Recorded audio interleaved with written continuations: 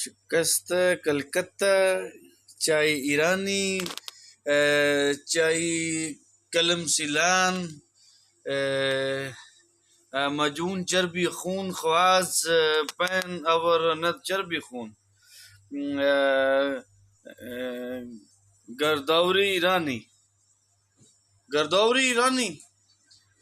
तुखम मुरग मुसल्ली मोहल्ली, मतलब कि इसको देसी कहते हैं।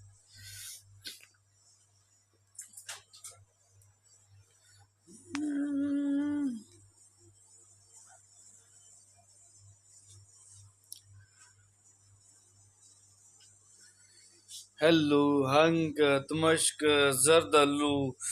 अलबालू, तूत फरंगी, पर्तिकाल, अंजीर गुल,